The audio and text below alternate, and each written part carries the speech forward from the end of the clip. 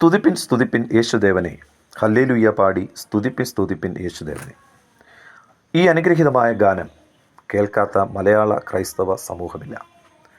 ലോകപ്രസിദ്ധമായ മാരാമൺ കൺവെൻഷൻ്റെ സമാപന ദിവസം ഞായറാഴ്ച ഉച്ചയ്ക്ക് ശേഷം ആ കൺവെൻഷൻ സമാപിക്കുമ്പോൾ ആ പന്തലിലെത്തുന്ന വിശ്വാസ സമൂഹം ഒന്നടങ്കം ചേർന്ന് പാട്ടുന്ന മനോഹരമായ പാട്ടാണ് സ്തുതിപ്പിൻ സ്തുതിപ്പിൻ യേശുദേവനെ.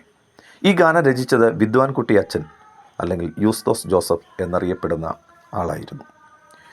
പാലക്കാട് ജില്ലയിലെ ഒരു പുരാതനമായ ബ്രാഹ്മണ തറവാട്ടിൽ വെങ്കടേശ്വര അയ്യരുടെയും മീനാക്ഷി അമ്മാളുടെയും മകനായിട്ട് ജനിച്ചു.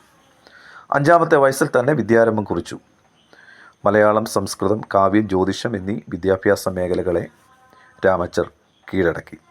ചില ഗുരുക്കന്മാരുടെ കൂടെ വിദ്യ അഭ്യസിച്ചതിനാലാണ് അദ്ദേഹത്തെ വിദ്വാൻകുട്ടി എന്ന് അറിയപ്പെടുവാനായിട്ട് ഇടയായത്. വേദപുസ്തക സംബന്ധമായി ഈ കുടുംബത്തിന് യാതൊരു അറിവും തന്നെ ഇല്ലായിരുന്നു. അങ്ങനെ ഇരിക്കെ ജോൺ അരുളപ്പൻ്റെ ശിഷ്യനായിരുന്ന മത്തായി ഉപദേശി നടത്തിയ ഉണർവ് പ്രസംഗത്തിൻ്റെ ഫലമായി യേശുക്രിസ്തുവിലേക്ക് തിരിയുവാൻ ഇവർക്ക് കാരണമായി. അങ്ങനെ തേവലക്കര വൈദ്യ കുടുംബത്തിലെ കുഞ്ചാണ്ടി വൈദ്യരുടെ ഒരു മകനായ തോമ വൈദ്യൻ ഒരു സത്യവേദപുസ്തകം വെങ്കടേശ്വര ഭാഗവതർക്ക് നൽകി.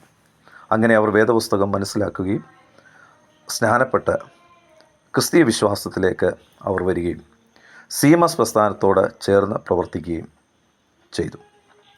22-ാമത്തെ വയസ്സിൽ മഠത്തിൽ സീതാദേവിയെ വിവാഹം കഴിച്ചു. ക്രിസ്തുമത വിശ്വാസത്തെ ആദ്യം എതിർത്തെങ്കിലും പിന്നീട് അവർ സ്നാനം സ്വീകരിച്ച് മറിയ എന്ന് അറിയപ്പെട്ടു.